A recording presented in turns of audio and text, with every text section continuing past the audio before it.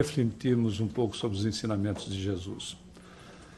Evidentemente, para o mês do aniversariante, né, nós trouxemos, então, um tema que é bem propício para as propostas que, por vezes, nós tenhamos ou queiramos em relação a nos reconciliar, se é que temos que nos reconciliar com alguém, porque às vezes nós não temos nenhum tipo de situação que nos solicite, que nos demande reconciliação, né? Seja de nós para com os outros ou de outras pessoas para conosco.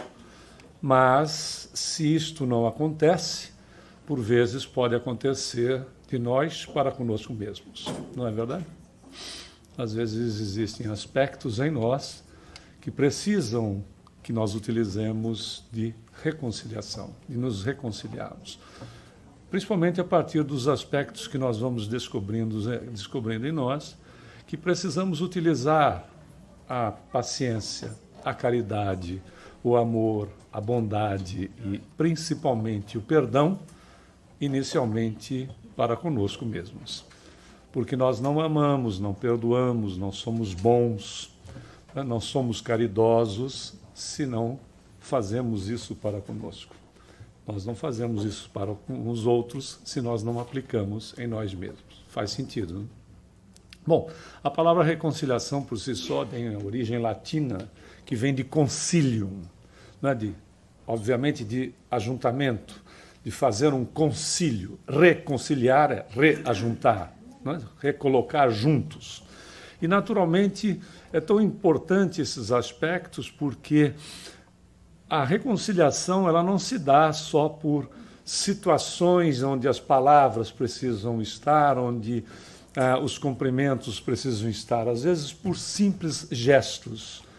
Pode haver uma troca, pode haver um momento, até porque, se nós formos analisar o processo da comunicação, na verdade, aquilo que nós falamos tem muito pouco poder perto da expressão corpórea do indivíduo. O corpo do indivíduo fala mais do que efetivamente aquilo que ele está dizendo. Isso é provado, né? Cientificamente em relação a um processo de comunicação entre criaturas. Muito bem, se isso é uma verdade, a nossa expressão, a começar dos próprios olhos, né? Quando Jesus já nos dizia que os olhos são o espelho da nossa alma, que é uma realidade, reflete aquilo que vai no nosso íntimo. As questões, então, às vezes, de um gesto tão simples, pode significar muito em relação a outra criatura com a qual nós nos comunicamos. E foi, então, interessante notar que nós, aqueles que estavam aqui na hora do vídeo de abertura, perceberam, então, notaram que a linguagem foi uma linguagem por Libra.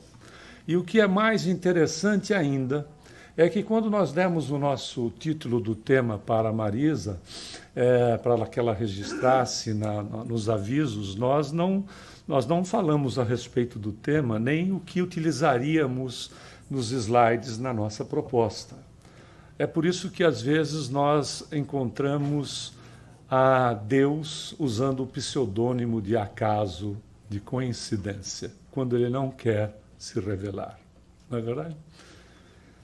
O acaso, coincidência, sorte, são os pseudônimos que Deus usa quando não quer se revelar.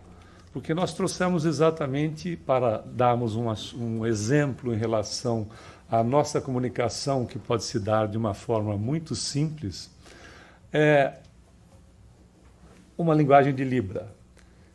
Se esta aqui significa que nós somos metaleiros, apesar de que os metaleiros também amam, esta aqui significa que eu amo você. Eu amo você. I love you. Interessante, não? É só você mexer o polegar que você diz muito para aquela criatura que você, de repente, pode estar desacertado, desacertada.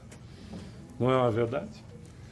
É tão impressionante que Jesus trata, devido à importância da situação, Jesus trata dos aspectos da reconciliação quando, num dos seus ensinamentos, entre tantos, é tão importante para a criatura que nós temos que entender um pouco o contexto da época, né? Senão nós vamos fazer anacronismo, ou seja, nós pegarmos o nosso nível de conhecimento hoje, intelectual, seja em todas as áreas, e colocarmos esse conhecimento de há 2000 anos atrás, né? Isso é um processo anacrônico que não funciona. Porque, imaginemos, em 2000 anos, a nossa evolução é significativa. Aliás, em 5 anos, por exemplo, a cada 5 anos, nós temos um nível de desenvolvimento em todas as áreas, né, inclusive em nós mesmos, que, por vezes, nós demoramos séculos para alcançar. Então, Jesus vai se utilizar de aspectos relativos às práticas e ao conhecimento da época. Temos que entender que Jesus, na sua missão, de fato salvacionista, mas não uma salvação assim infantil, mas a salvação real, que significa a criatura se conhecer e, em se conhecendo, se libertando de posturas equivocadas, de posicionamentos inadequados, quando ele diz: conhecereis a verdade e a verdade vos libertará. Obviamente, se a verdade aonde está ou quem é, senão nós mesmos, né? À medida que nós nos conhecemos, porque somos reflexo da verdade que é divina, por sermos, evidentemente, herdeiros de Deus, né? Temos a genética divina em nós. Quem disse isso? É o Espiritismo? Não, foi Jesus, né? Quando ele se referiu a todos nós como deuses, que poderíamos fazer aquilo que ele fazia e muito mais. Então, veja, ele falava a respeito dessa nossa herança genética, por falta de outra expressão. E temos, então, todas as potencialidades e, claro, no nosso nível evolutivo, muita coisa já desenvolvida e em pleno desenvolvimento. Não é? Devemos lembrar que na escala espírita, utilizada de forma didática apenas por Kardec, nós nos encontramos num ponto bastante interessante da escala espírita, porque ela começa com os aspectos primitivistas do ser. Depois passamos para a condição de espíritos em expiação e provas, e estamos já a grandes passos entrando em regeneração. E nós temos mais dois pontos a serem conquistados, que é estarmos na condição de espíritos felizes e depois, evidentemente, como condições de espíritos divinos, ou seja, criaturas que já não têm absolutamente mais nenhum aspecto em relação àquilo que fomos para conquistar. Já a conquista é solidificada, o espírito considerado de condição superior. Então, ele vai ter que utilizar Jesus na sua missão. Vale lembrar que a condição de que Deus era apresentado era uma figura antropomórfica. Uma figura antropomórfica é um Deus com qualidades, características humanas. Jesus não vai mexer na forma, ele vai trabalhar no conteúdo. Porque mexer na forma e no conteúdo ao mesmo tempo, as criaturas não estavam preparadas para as duas mudanças. Ele teria que trabalhar o conteúdo, cujo ponto é importante. E ele vai fazer isso não impondo nada absolutamente para quem quer que seja. Ele faz isso levando as criaturas a raciocinar sobre Deus. Quebra-se as estruturas do Deus de exército, do Deus privilegiador, do Deus que fazia diferenças, etc., para uma condição de Deus Pai. É extremamente significativa a mudança. E ele leva as pessoas a raciocinar com aquilo que as pessoas conheciam na época, perguntando, ou seja, mestre não é o que impõe, é o que leva o indivíduo a raciocinar, a trabalhar, a estudar para encontrar em si as respostas. Ele leva os indivíduos a questão em relação à própria condição de pais, mães, ou seja, com os filhos. Quando ele pergunta: quem dentre vós, se o filho lhe pedisse pão, lhe daria uma pedra, ou se lhe pedisse um peixe, lhe daria uma serpente? Nem vós fazeis isso aos vossos filhos, o que dizer Deus? Há ou não há uma modificação gigante? Não importava a forma. com a nossa evolução, passado 1857 anos depois, Kardec, na primeira obra, o Livro dos Espíritos, lançado a 18 de abril de 1857, na primeira obra, que é de característica filosófica, do Pentateuco Espírita, na primeira pergunta, dada a importância, no primeiro capítulo, né, ele pergunta para os espíritos: que é Deus? E a nossa capacidade evolutiva já estava adequada para termos uma outra definição da divindade. Deus é a inteligência suprema, causa primária de todas as coisas. Então veja, com Jesus, são 2000 anos atrás, há um processo de renovação da divindade para com as criaturas, para conosco. Claro, generalizando o aspecto da humanidade. E um dos fatores centrais trabalhados pelo Cristo de beneficiarmos-nos beneficiando é o processo da reconciliação. Quando, num dos ensinamentos, ele vai dizer o seguinte: era comum, na época, como a condição de relacionamento com a divindade, era comum as criaturas providenciarem sacrifícios, fazerem oferendas no altar. E qual é a recomendação de Jesus a respeito disso? Se você tiver alguma coisa contra alguém, e era de extrema importância, por isso que a gente não pode fazer aquilo que falamos, né? Anacronismo. Era de extrema importância para o indivíduo fazer estas ofertas, fazer as oferendas, fazer os sacrifícios. Estava de acordo com a mentalidade da época. Por isso que a gente faz uma viagem no tempo para entender aquilo que Jesus está ensinando. Então, quando ele faz a observação em relação a isso, dizendo: deixa ali no altar a tua oferta e vai reconciliar-te primeiro com o teu irmão e depois vem e apresenta a tua oferta. O que ele quer dizer com isso, não é? É muito mais importante você se reconciliar com a criatura com a qual nós temos uma desavença do que, de repente, pura e simplesmente procurar se ligar com o Criador antes de fazê-lo. Por quê? Porque para o Criador, aquela criatura que foi motivo da nossa desavença é tão filho ou filha dele como nós. Não é? Não é fantástico? Mas Jesus vai dizer mais a respeito disso.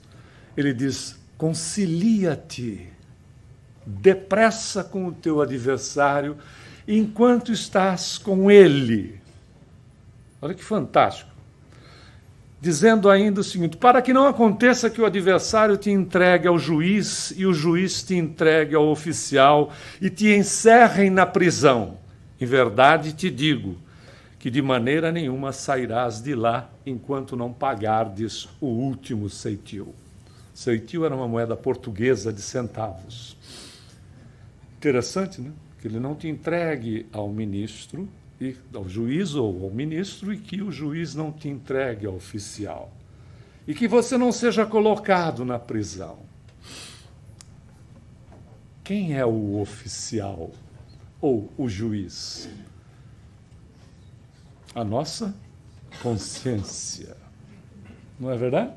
Terreno inalterável de Deus na criatura. Pode ser acobertado. Inalterado, adulterado, nunca. Tanto é que no Livro dos Espíritos, a pergunta de Kardec: aonde estão contidas as leis de Deus? Ele diz: na consciência. Esse é o juiz da criatura, é o nosso juiz. E é tão interessante que Jesus vai dizer: não deixe que te entregue ao juiz, porque você não se reconcilia. Mantém o quê? O ódio no coração. Mantém a mágoa, o melindre. Tipo assim, essa eu vou levar para o túmulo. Não vá. Pior que se levasse para o túmulo, estava resolvido, porque na hora que você bota a campa em cima, encerrou o assunto.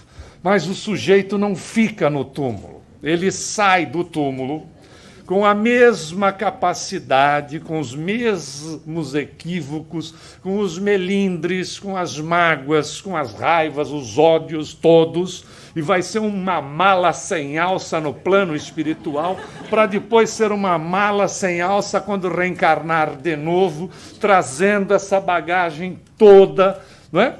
Claro, porque é o quê? Somos herdeiros de nós mesmos. Quando Jesus diz, não ajunteis tesouros na terra, não tem nada com as conquistas, etc., das pessoas, que, aliás, nós trabalhamos para isso, para melhorar a nossa vida e influenciar a sociedade na melhoria do semelhante.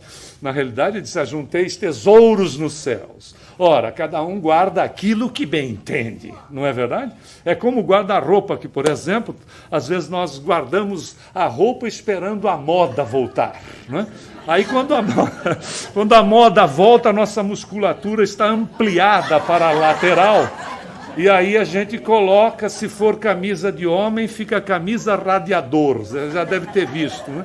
Em cada espaço de botão tem uma abertura para refrigeração. Se é da moça, aquela calça que serviu um dia fica com zíper em V, né? Porque não fecha. Fica com zíper em V, mas não é uma realidade. Aí, geralmente, abre-se aquele armário, vem aquele bafo de naftalina, que é para proteger das traças. Que é isso que a criatura guarda, meu Deus do céu? Guarda dentro de si. Ele diz assim, não guarda, não deixa que o juiz te pegue, porque você vai para a prisão, que é o quê? O corpo. E de lá não vai sair enquanto não pagardes o último ceitil. Que coisa, hein? Jesus falava do processo. Você vai ficar na metodologia da reencarnação, não é você, somos nós. Vai ficar na metodologia da reencarnação enquanto você não tomar direcionamento, enquanto você não perdoar, enquanto você não se perdoar, para que, se perdoando, possa se perdoar o semelhante. É tão sério isso, que se nós formos buscar também numa outra obra, que é de Divaldo Pereira Franco, com a Joana de Ângeles, nesse livro fabuloso, que é Jesus e o Evangelho, à luz da psicologia profunda, que ela diz o seguinte, o ódio aprisiona aquele que o mantém em relação a quem lhe padece a injunção penosa. Sendo recíproco, torna-se cadeia cruel para ambos. Porque se eu tenho problema com o outro e o outro não tem problema comigo, o problema é meu. E eu vou ter que me resolver comigo. Agora, se eu tenho problema com o outro e ele também tem problema comigo, aí a coisa fica ainda mais complicada. E para se libertar desta prisão, porque ela é um processo de autoaprisionamento, aonde, se a coisa estiver só conosco um tanto melhor, existe um antídoto infalível, que precisa ser exercitado, que faz parte da criatura, que é íncito no ser, que se chama amor. Só amando para que nós nos libertemos de nós mesmos ou possamos libertar as criaturas que, por vezes, nós nos aprisionamos ou aprisionamos a pessoa a nós. Não é? Por isso que quem ama, liberta. Quem odeia, tem mágoa, melindre, etc., etc., é prisioneiro desta situação. É prisioneiro, não é de criaturas, é da própria situação em si mesmo, que fica, evidentemente, sendo um verdadeiro problema. São criaturas que carregam aquele peso como se carregasse o mundo durante anos e anos da sua vida, quando não passam de existências para existências, porque nós sabemos o que é uma reencarnação. O que são hoje, biologicamente, nós temos capacidade de viver 125 anos com equilíbrio, Claro, a máquina pode estar um pouco debilitada, mas será com naturalidade, com consciência. Aliás, entrevistaram uma senhora mineira. Os mineiros geralmente vivem mais mesmo, é uma beleza. Não é porque são mais tranquilos e tal, isso é um benefício. Entrevistaram uma senhora no interior de Minas que tinha 120 anos de idade. E aí perguntaram para ela qual é o segredo da sua longevidade. Ela disse simplesmente: eu sou feliz. Que incrível, né? E recentemente um repórter perguntou, tinha que ser brasileiro também, com um centenário, mas pasme, na Califórnia tem 23 mil centenários, mas perguntou para um centenário qual é o segredo, né, do senhor chegar aos 100 anos. Ele muito simploriamente respondeu: basta não morrer. Fantástico, né? Se você não morrer, você chega. Fantástico. Mas veja o que tem na criatura: humor, qualidade de vida, felicidade, tratar dos assuntos com maior leveza, não é? Às vezes a gente pega pesado, não é com o outro, é conosco, em situações que são complicadas e carregamos o peso nas costas. Tem uma lenda que é atribuída a chineses, mas nós não conseguimos detectar quem é o autor, é autor desconhecido. E é interessante que esta lenda, essa passagem, que dois monges saíram do monastério em direção à vila que ficava relativamente distante, para comprar alguns alimentos para abastecer o monastério. E um dos aspectos que eram muito fortes nesta situação da saída do monastério é que havia um juramento desses monges que eles não poderiam sequer falar com uma mulher, sequer se dirigir a uma mulher. Era terminantemente proibido o contato com o sexo feminino. E eles então foram caminhando e chegaram à beira de um grande rio, aonde encontraram uma mulher com uma dificuldade enorme de atravessá-lo, dado que a correnteza era muito forte. Um dos monges se achegou próximo da mulher, para horror do outro, e não só falou com ela, como o problema que ela tinha era atravessar e ela não conseguia, colocou-a nas costas e atravessou o rio com ela, colocando-a em segurança no outro lado da margem. O outro estava simplesmente horrorizado com aquilo que assistia à sua frente. E, claro, depois, deixando a senhora lá em segurança, eles continuaram a caminhada em direção à vila, e o outro... A indignação era tamanha que a expressão havia transformado o rosto dele por aquilo que ele acabara de assistir. E aí, de repente, claro, aquele que havia carregado a mulher disse, seria uma pergunta comum, né? Qual é o seu problema? Disse, qual é o meu problema? Nós fizemos um juramento de não nos dirigirmos a uma mulher. Que dizer o que acabou de acontecer, de você ainda carregar uma nas suas costas. Ele disse, mas nós também fizemos um juramento de auxiliar as pessoas que necessitassem, independentemente do sexo delas. Ele disse, mas isso é um absurdo. Ele disse, aí o outro monge disse, que interessante que é a vida, não é? Eu deixei a mulher que eu carreguei na margem do rio já faz um bom tempo. Você continua carregando-a nas suas costas até o presente momento. Não é assim, às vezes, com as situações que acontecem por vezes, por incrível que possa parecer na ceia de Natal, que a gente briga com algum familiar porque ele pegou a coxa do peru que a gente queria, ou porque ele nos deu aquele par de meia, e nós tínhamos comprado um tremendo presentão e ele deu aquele par de meia, que provavelmente ele já deveria ter ganho no Natal passado, não gostou e repassou. Repassou o mico para quem? Para você. E aí você olha o par de meia que você nem usa na Flórida, dado que a temperatura é sempre alta, e diz, meu Deus do céu, o que é que eu vou fazer com isso? E às vezes cria-se inimizades por conta de situações tão simplórias como essa. Sabe por quê? Porque é interessante notar o processo educacional que nós recebemos. É interessante que nós somos educados a não sentirmos ódio dos outros.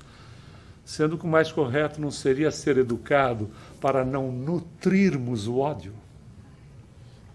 Porque sentir o impacto que possa acontecer de algo que nos deixe indignados, indignadas, chateados ou chateadas, isso é uma situação comum, não é verdade?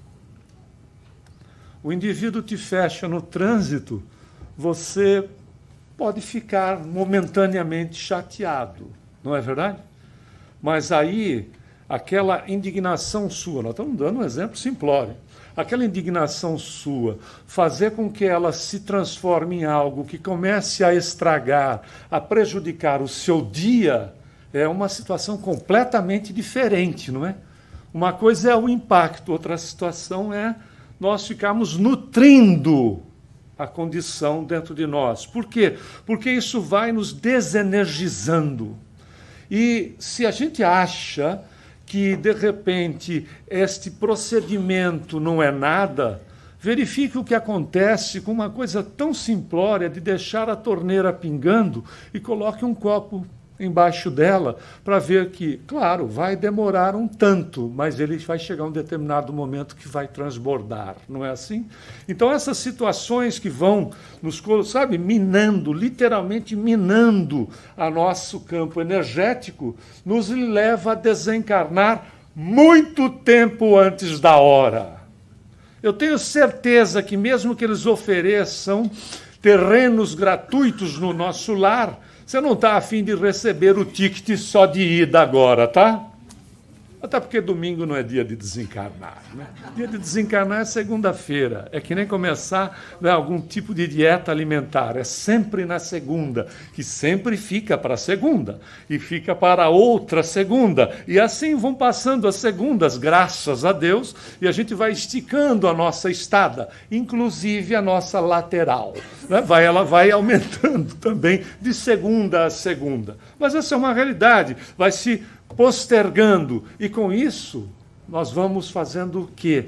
Nesse exemplo tão simplório, nós vamos nos energizando, nós vamos nos boicotando, vamos nos desenergizando, vamos nos boicotando a saúde, a oportunidade de ser feliz. E aí a gente vira e diz assim, por que que eu estou passando por isso? Não, a pergunta não é por quê, é para quê que as coisas de repente nos acontecem, não é?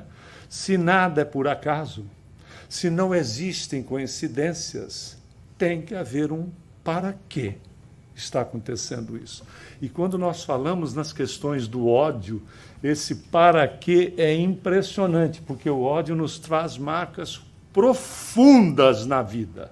Querem ver algumas delas? Por exemplo, desarranjos orgânicos. Não é muito comum? Um desarranjo orgânico, nossa, eu queria pegar aquela criatura e eu não queria, só queria pegar um pescoço e ir apertando devagarinho. Claro, né, porque tem que ser sofisticado. Já que a gente vai apertar, não pode apertar de uma única vez, vai apertando devagarinho, né? Pode verificar se em paralelo, logo depois, não tem algum tipo de desarranjo. Mas se for só isso, já seria uma glória. Mas as coisas podem tomar maior densidade, pode se adensar mais, pode tomar maior volume, como, por exemplo, infarto. Odiar mata de infarto. E não tem mais aquela crença, não, você vai ter que ter 3 para morrer no terceiro. Porque o primeiro é o aviso, o segundo é o sinal amarelo, o terceiro é o sinal vermelho. Não, às vezes temos 3 ao mesmo tempo. Né? E desencarna muito tempo antes da hora. Imagina o vexame para o mentor. O que você está fazendo aqui agora? Não, é que eu tive... Eu tive um momento... Pois é, o momento mata. Outros aspectos, gastrites, né? Quando não se viram em úlceras, ou então enxaquecas que não terminam nunca. Você acha que está pouco? Tem mais, né? Tem mais.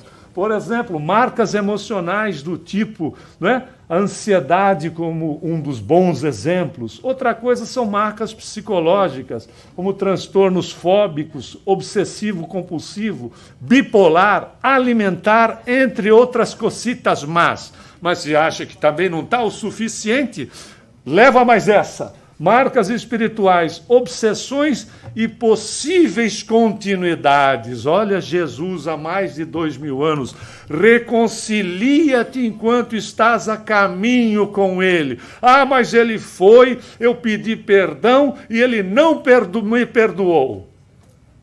Problema de quem? Dele. Ah, mas eu perdi o contato. Não se perde contato com as criaturas.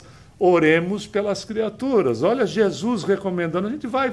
Está tudo lá em Cristo. Está tudo lá nas recomendações do Evangelho do Cristo.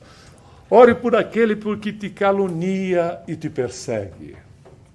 Se isto é uma realidade por aquele que me calunia e me persegue, é uma realidade por aquele que eu calunio e faço perseguições. Ore por ele. Se você foi o prejudicado, ore por ele. Se nós o prejudicamos, oremos por ele. Quebre as correntes. Não deixa que o juiz diga para você, para nós. Está faltando acertar este ponto aqui. Não é verdade? Você está deixando de solucionar isto aqui. E desse juiz a gente não escapa. Não é fato? Não escapa. Pode-se passar dezenas, centenas de reencarnações. Se levar a pendência, uma hora é a mesma coisa. É tão impressionante que do lixo de casa a gente, né, se livra semanalmente, 2 vezes por semana no mínimo. Se você mora em residência e passa o caminhão. Por que é que, em matéria de relacionamento, a gente gosta de guardar o lixo orgânico, inclusive, não bota nem no triturador, guarda ele orgânico, e fica todo dia abrindo o saco e dando uma cheiradinha. Diz, nossa, está cada dia melhor isso aqui. O ódio é exatamente isso. É quem gosta de guardar o lixo, abrir o saco para ficar cheirando. Você imagina depois de 1 ano como está aquilo tudo fermentando, a gente abre com aquela recordação, naquele momento de prazer e cheira de novo. Ora, se nós somos inteligentes a nível de não proceder dessa maneira, por que é que a gente faz isso conosco? Num processo de autoflagelação psíquica que um dia vai ser levado para o corpo na tentativa da cirurgia de nível espiritual. Aí a gente topa com algo assim, porque a enfermidade surge da necessidade de reajuste com a lei divina, que está íncita em nós. É o bisturi que faz a higienização do perispírito, lançando o acúmulo energético desequilibrado para o corpo naquilo que a gente chama de doença, que não precisa passar. Porque se a evolução é pelo amor e não é pela dor, não precisa passar. Muitos aspectos, lá no Evangelho segundo o Espiritismo, tormentos voluntários. Quantos tormentos não são voluntários por posturas equivocadas? É a mesma coisa de alguém que segura uma brasa, não é verdade? Você bota uma brasa na mão, o que acontece? Mesmo depois que a gente larga dela, ela continua queimando.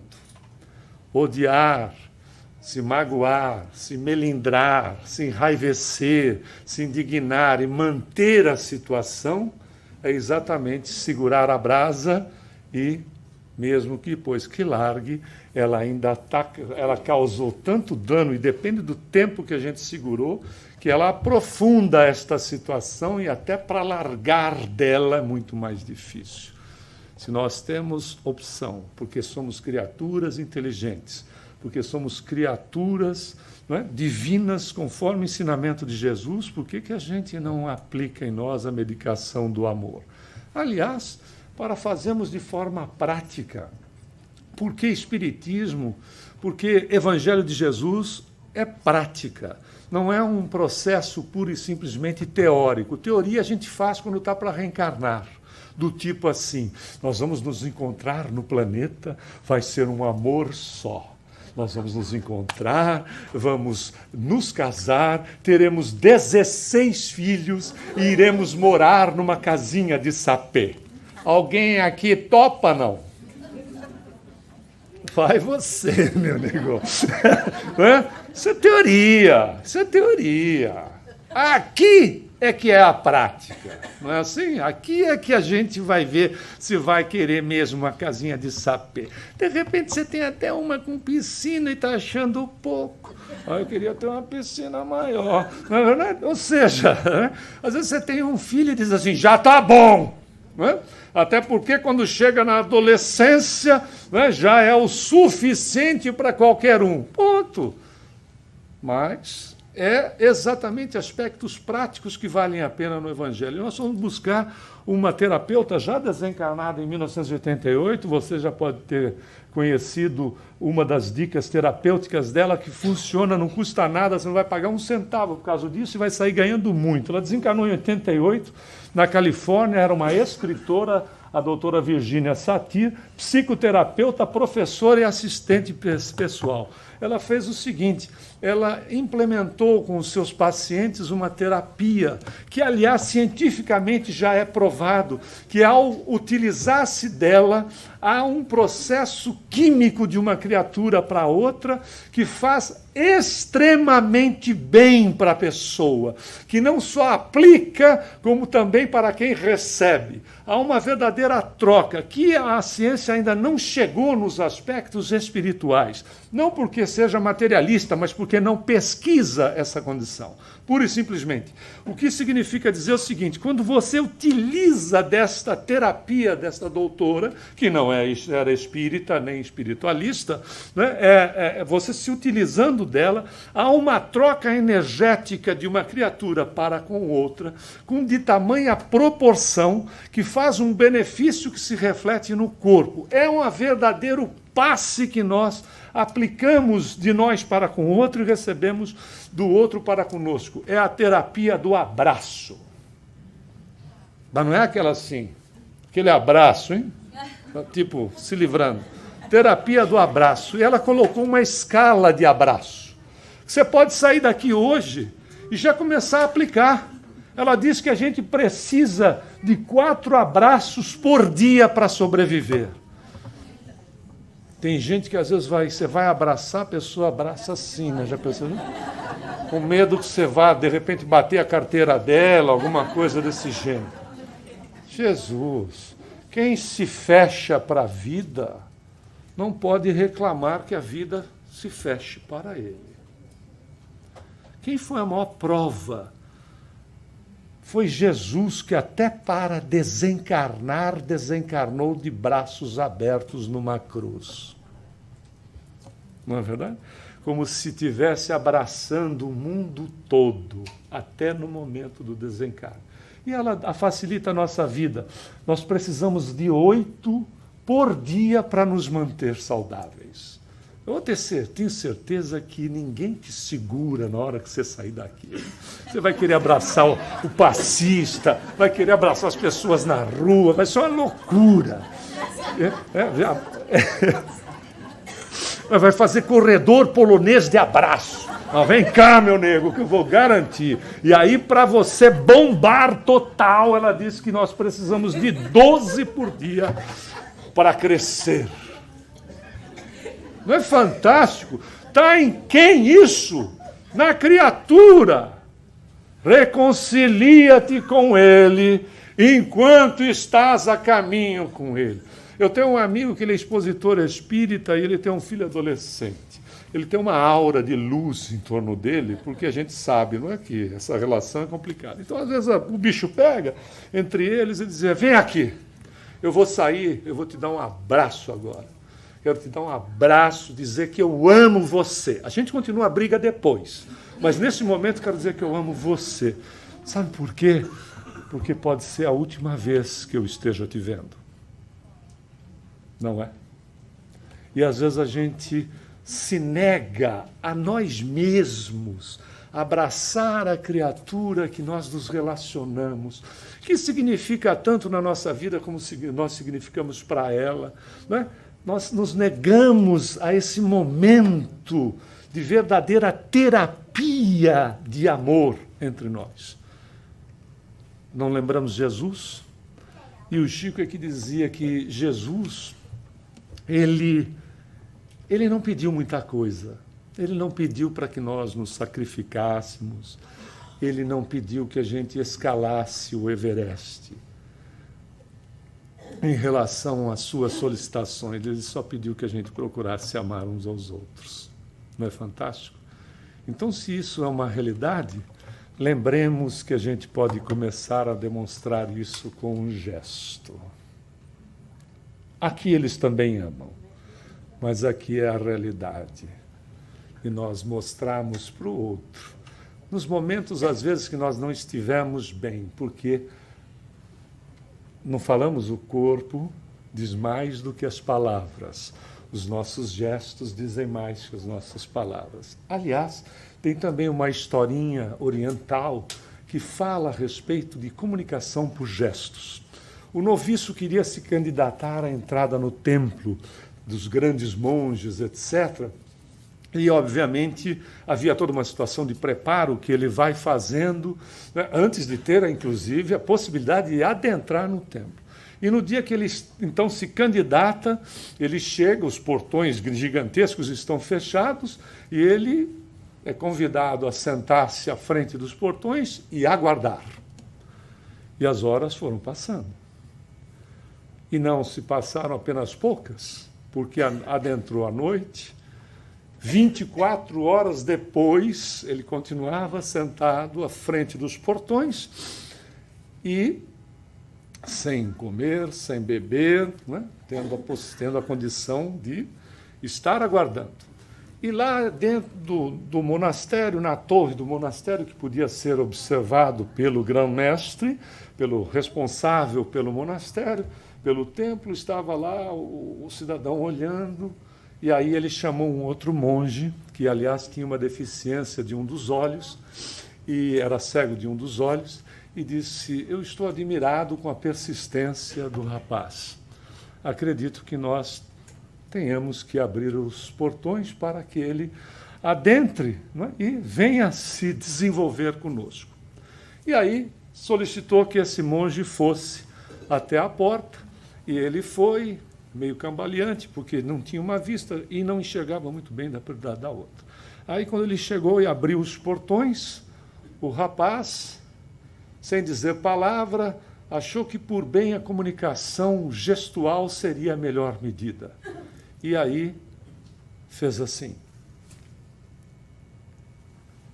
O monge olhou e fez isto.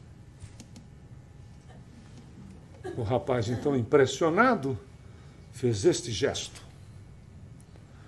E o monge fez este. O rapaz virou as costas e foi embora.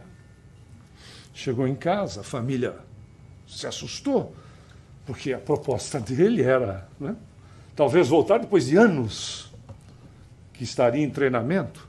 Disse: o que aconteceu? Disse: eu não estou suficientemente preparado para adentrar naquela vida, dada a grandeza espiritual daquelas criaturas.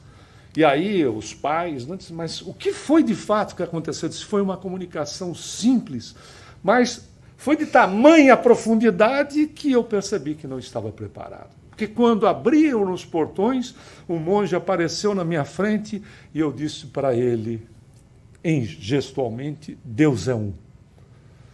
E ele me respondeu: Deus é dois, eu e você. E eu disse para ele: Deus é três. E ele me respondeu: Deus é tudo. E eu senti que eu não estava espiritualmente preparado. Lá no monastério, o responsável por ele chamou o monge e disse: o que aconteceu? Que o rapaz não está aqui conosco. Disse: o senhor não sabe. Eu abri o portão, ele disse para mim que eu tinha um olho.